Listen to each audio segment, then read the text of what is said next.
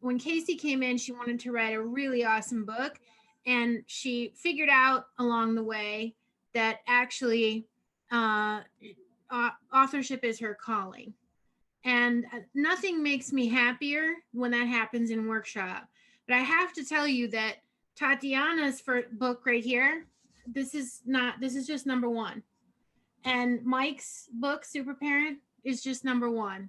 And one of the things that I love the best is when authors come in with this one expectation and come out feeling like, okay, I actually legit am an author, and they have more books in them.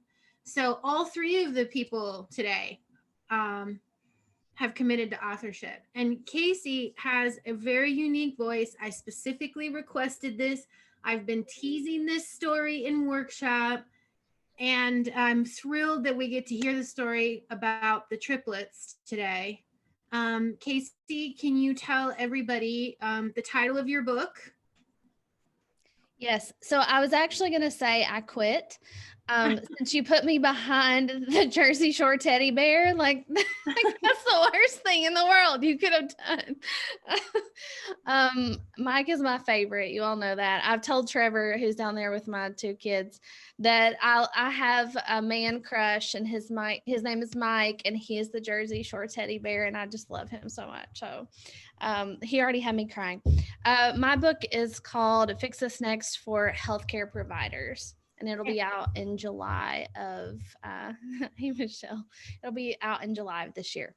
Okay, and Laura's putting some links up for Kasey in the chat if you want to get on a list and you want to be able to pre-order. But Kasey, tell everybody who, we know it's for healthcare providers, but tell us a little bit about what your core message and a little bit more about it. Yeah, so the core message is your business is like a patient. You just have to treat it that way. And that came about because we realize that as healthcare providers, so many of us think that we're at a disadvantage because we don't have an MBA. And I think it's the furthest thing from the truth. And so that's what I really hope to inspire in this book, was that you don't have to have an MBA to run a successful business. You just have to have your foundation strong, and that will do the rest for you. Thank you. And we wanted you to go last for a reason, because you have a certain flavor. So I don't want you to worry about the fact that you came after Mike. I do want to say that this is something that I said. Do you remember what I said to you? Why were you hiding the fact that you write like Fanny Flagg? Why were you hiding this voice? Yes. Yeah. You were almost done with the book when you shared this story with me, and I realized that you are the Fanny Flagg of business authorship. And if anybody's wondering who Fanny Flagg is, she wrote Fried Green Tomatoes and some other awesome books.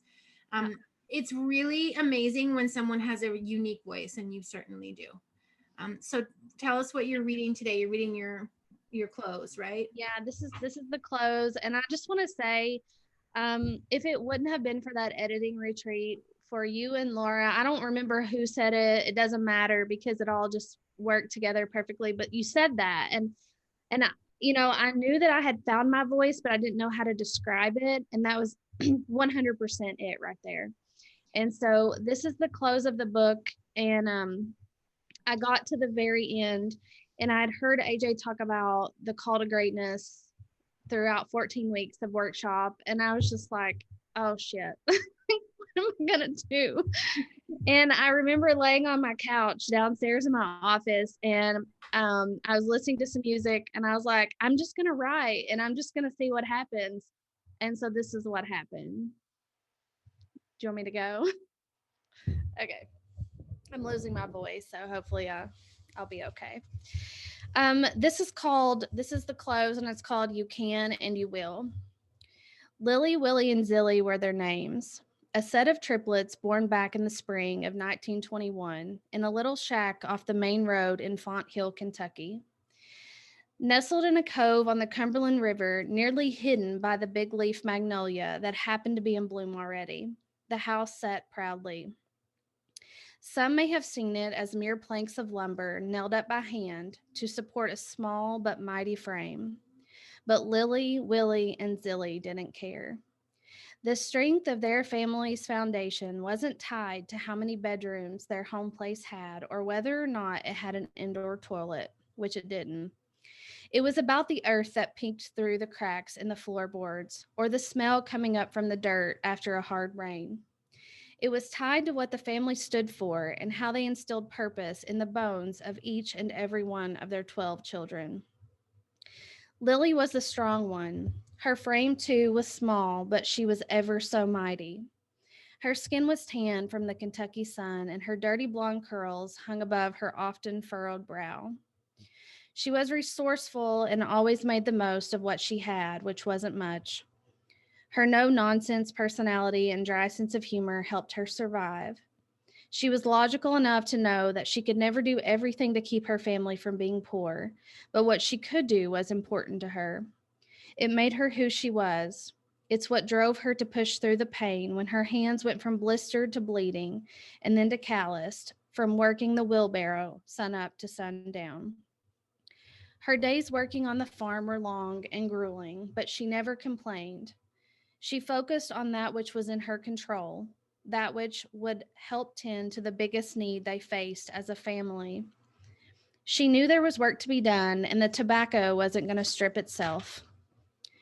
She wasn't a lofty dreamer. She didn't believe in indulging in the temptations of the world, but she had an internal compass that never steered her in the wrong direction. She may have not had idealistic adventures planned for her future, but she always knew where she was going, and she never tried to do it all because the work was never done. She stayed strong, took life day by day, and focused on what would make the most impact at any given time. Lily's childhood was spent working on the farm. Then, the day she turned 15, she traveled one state north to Indiana to work at a canning factory as an assembly worker for the season. It wasn't prestigious, but it helped pay the bills, and that's what the family needed.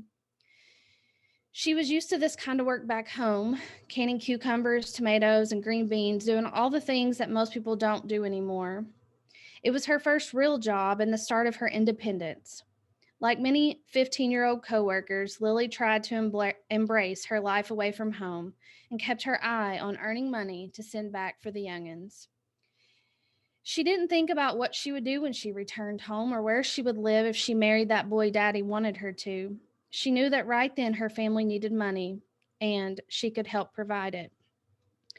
Kids weren't kids very long back in the 1920s. They were expected to get jobs, get married, and start their own families. When Lily returned from the Hoosier State, it wasn't long before she got married too.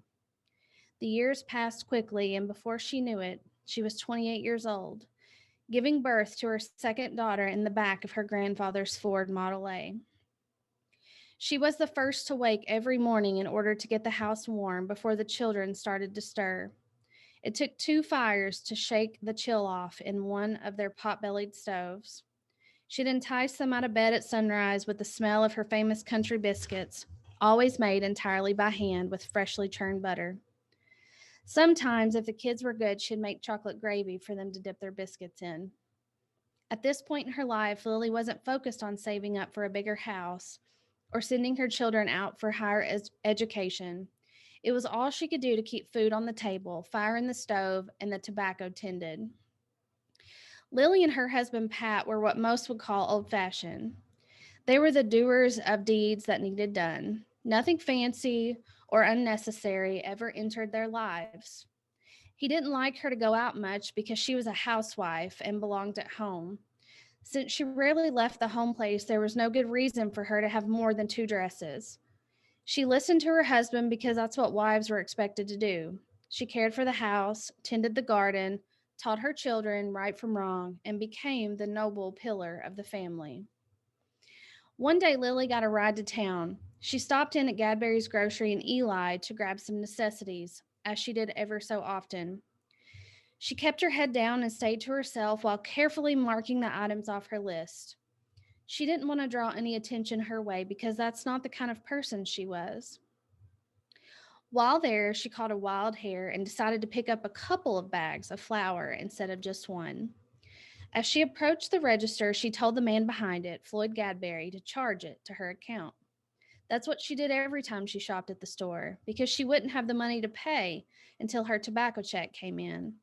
Floyd didn't mind because he knew Lily was good for it.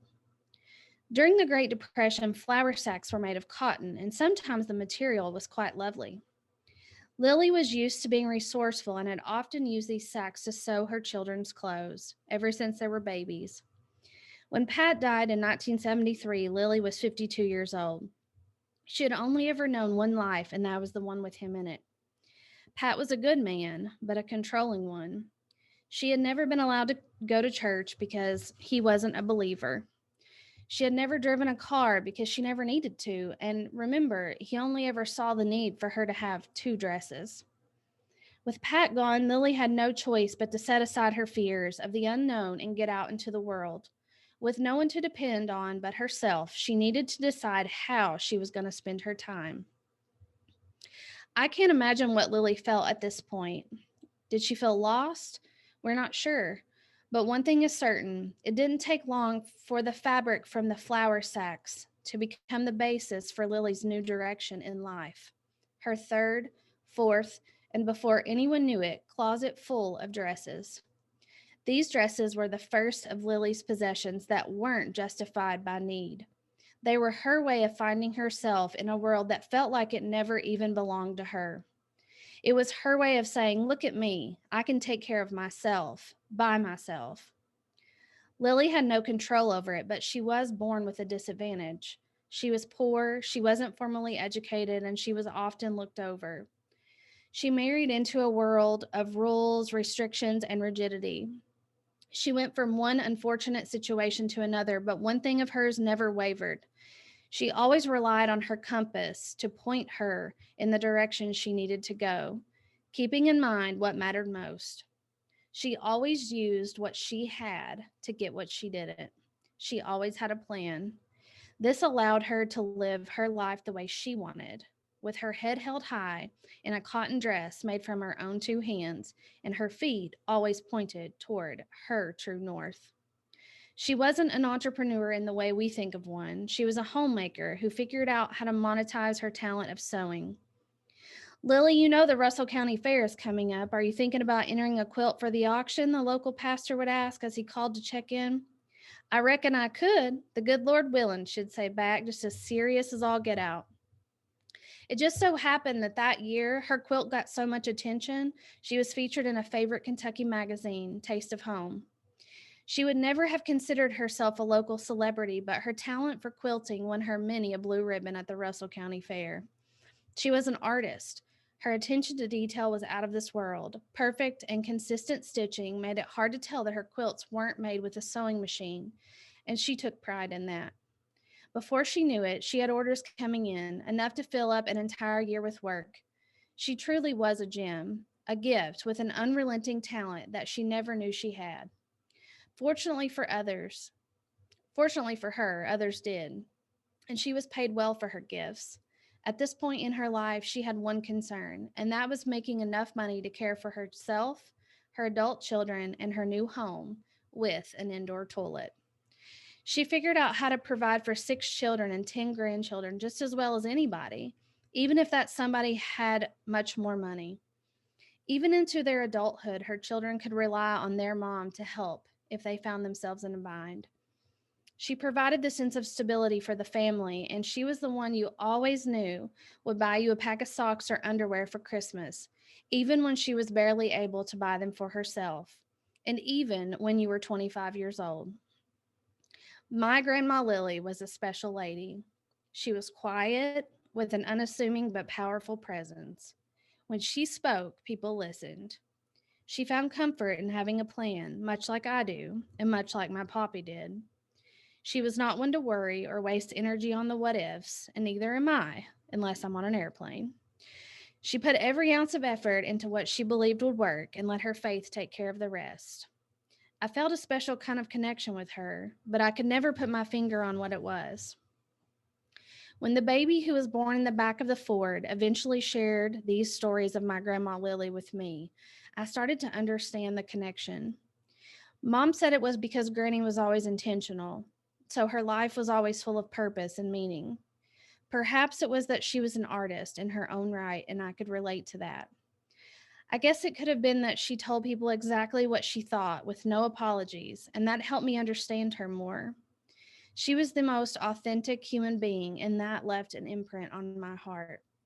No moment was ever wasted, and she spent nary a bit of time doing anything that did not serve her heart's goal. I didn't know it as a kid, but my Granny Lily's internal compass would one day become my own. It was more than just the memories of learning to crochet or her hands teaching me to make peanut butter fudge the same way her granny had taught her. It was the part that was even more rare, the part you couldn't teach and that you most certainly couldn't learn. It was the part that even I cannot explain. It was just there, inside of me, patiently waiting for me to step up and have the confidence to ask it where I should go in life. When she passed, I was in my early 20s and proud to carry on her purpose. I hold her strong will and grit, her determination, and her internal sense of life's direction deep in my bones. This is what keeps me centered and what gives me confidence to always follow my true north. This is what I hope to pass along to my children one day, so that whether in business or in life, they never feel lost and they never go a day without being intentional. We do not have to do all the things because there will never be a shortage of things. And when we try, we can lose our sense of direction. We have to do the one thing that will make the biggest impact at any given time. We just have to go back to the basics and do more of what we already know. We must work on our business with deliberate action, focusing on the vital need that will make the most impact and moving us closer toward our goal, our true north. My granny focused on different things throughout her lifetime, but always gave attention to the most important thing at any given time. In the beginning, it was all about survival for herself, her siblings, and then the youngins of her own. When that was secure, we began to see her focus more on herself, who she was, the impact she would have, and the legacy she would leave behind. Like Granny Lillie, we have the opportunity to leave a legacy. We do that through satisfying our sales needs, being purposeful with our profit margin, and establishing efficiency in order to take some of the pressure off. When you can look at your practice through this new Fix This Next lens, you will always have clarity around your direction, your diagnosis, and your compass. When you can name it, you can treat it. When you can treat it, you can heal it. That's what we're doing here. We're healing our business. We're restoring our energy. We're taking back our time. We're saying enough is enough. I want my freedom. You will no longer dictate my life, business. You will serve me like I designed you to. And if you don't, I will diagnose you and I will fix you, whether you like it or not. With your compass in hand, you can be like Ernestina, who now finds joy in problem solving instead of viewing problems as failures. You can be like Heather, who is down off the struggle bus for good because she knows she's always has a roadmap. Maybe you will be like Kathy, who stopped trying to run her business like a therapist and started running it like the badass boss lady she truly is. You can be like Katie, who now has more than enough cash reserves to leverage her business in any way she sees fit.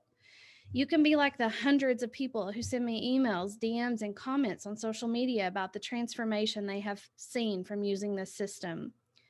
You see, treating your business like a patient puts you in the driver's seat. It brings you back to that sense of control and empowerment. When you drive the bus, you control the destination, and your destination is profitability, my friends. You are healthcare entrepreneurs because you want to help people. You want to see lives changed, and you believe there is a better way. You want freedom to go on family vacations and create a work schedule that isn't a catalyst for burnout. Why? Because you deserve it. When you're driving your own bus according to your own map toward your own destination, it's liberating. Although the destination is the point, what you find along the way is what matters most. And do you know what that is? When you employ the Fix This Next system I have taught you in this book, you will achieve success. You will spend less time trying to prioritize your to-do list and more time deciding what you are going to do next. I'm on a mission to help business owners find their entrepreneurial confidence, and this is how you're going to do it. Throughout your journey navigating diagnoses, goals, and interventions, you will find something that may have been sitting dormant inside of you all along. You will find the confidence to be bold, run your business like a boss, and ask yourself one question and never be afraid of the answer. What's next? I've been blessed to help so many people systemize their businesses. In several of these scenarios, this has generated millions of dollars in increased revenue, and for that, people always thank me. It's my greatest honor to help others achieve success, but the most impactful part is the way they sit up a little straighter, speak a little louder, and unapologetically proclaim their next steps. Sometimes, like Anne back in the introduction, they don't even know what's happening.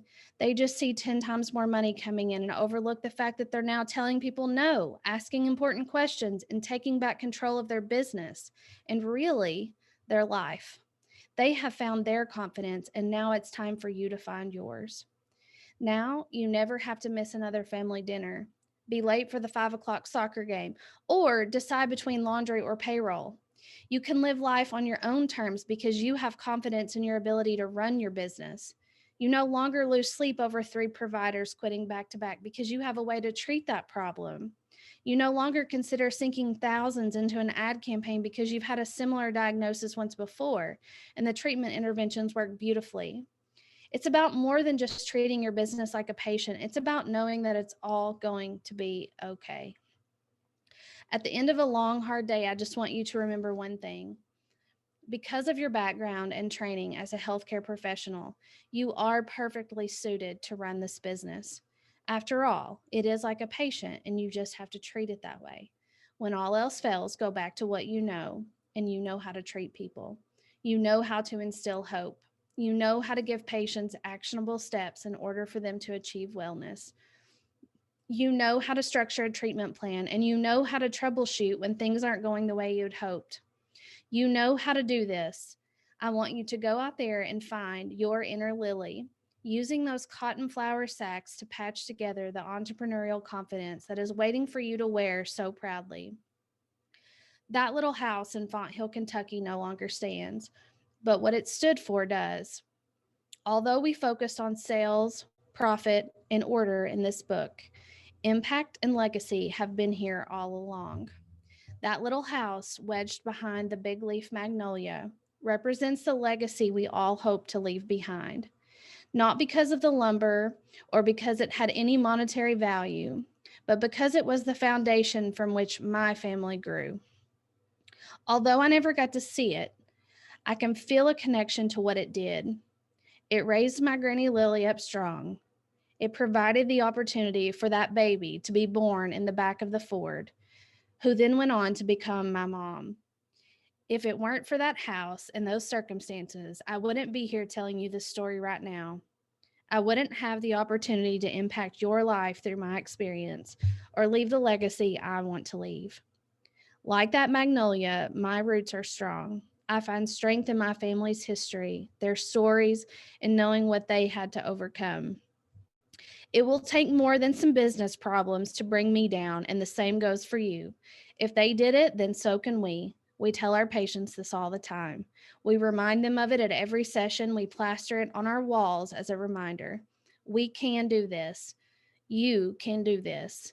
Practice what you preach, dear reader, and you will be as strong as that magnolia and impactful as that little house. You will leave a legacy like Granny Lillie did. Woohoo! Yay, Kasey! You did it, and you didn't die. I didn't die. You're all right. And if I may, AJ, Kasey did it on her birthday. That's right. It's Kasey's birthday. Yay. Happy birthday, Kasey. I forgot. Oh my gosh. Happy birthday. Thank you. So I'd love some love for Kasey. And if you haven't commented on the other authors as well. And Kasey, now you can exhale and maybe just answer a couple questions before we close. Drink some bourbon. And drink your bourbon. You said your book is out in July. Do you have an actual release date? So the actual release date is July 19th. Okay. The official date is July 19th. Okay. And then is it up for pre-order yet?